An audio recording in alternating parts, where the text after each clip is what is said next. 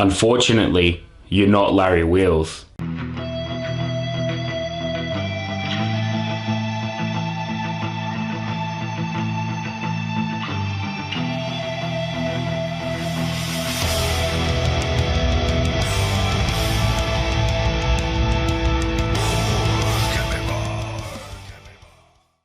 So no, this isn't about Larry Wheels exclusively.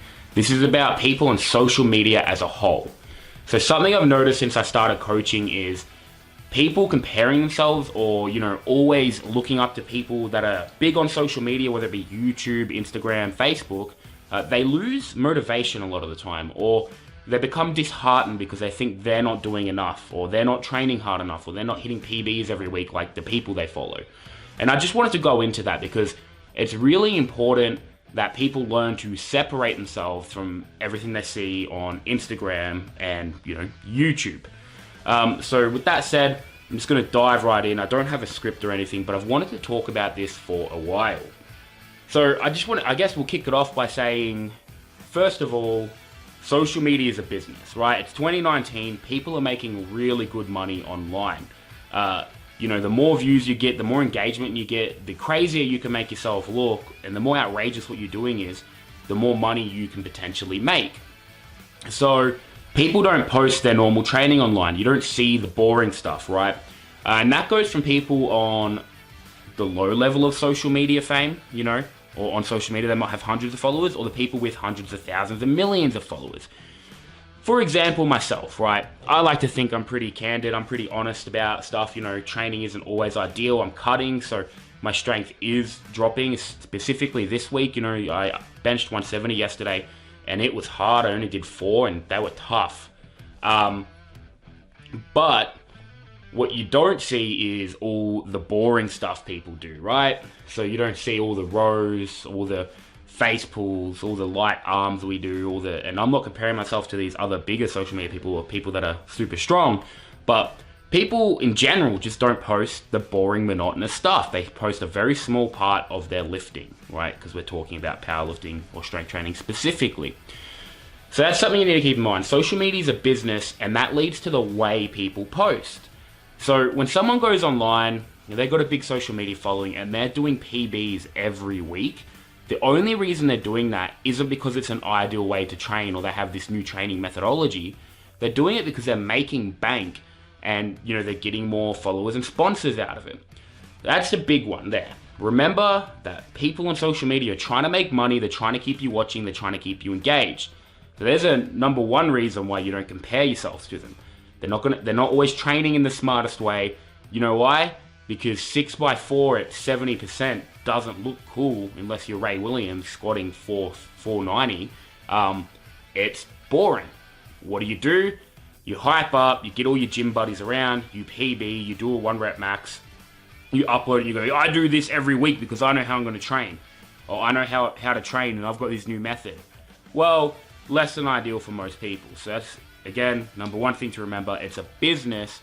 Most likely they don't train like that, but nobody wants to see the boring stuff. No one wants to see the base building, the prehab, and things like that, unless you're specifically looking for that.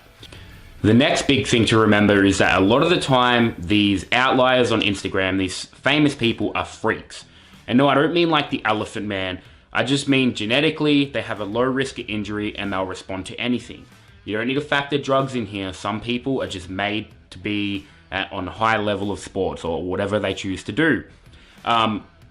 So what works for them, usually you find what works for them won't work for the majority of people, right?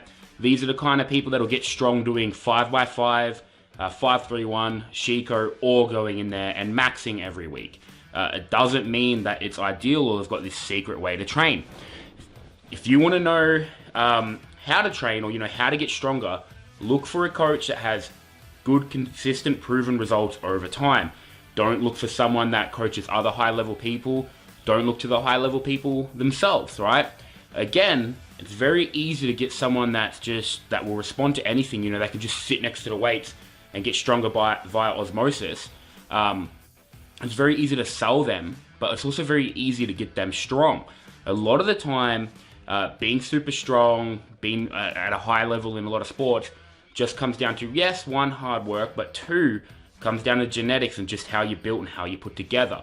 But they'll sure as shit try to sell you the fact that they know exactly what they're doing and this is the best way to train. So keep that in mind. That's a big one, and people seem to forget it. We're all built differently, but what works for people that are outliers doesn't work for the majority a lot of the time. It leads to injuries, undertraining or overtraining, right? I know people that train twice a week that are stronger than I'll ever be. I know people that train 6 days a week that'll never squat 180 kilos. What you need to do is find that sweet middle ground, do your own research, and find a coach or find a program that'll work for you. So what can you do to kind of steer clear from all this and not get caught up in it?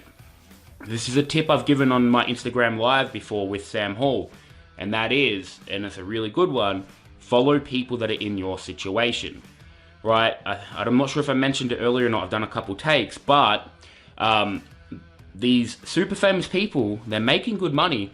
They don't need to get up at 5 a.m. and go lay bricks. They don't need to get up at 6 and go to the office for 9 hours, 10 hours, sitting in an awkward position in their chair, pumping out tasks.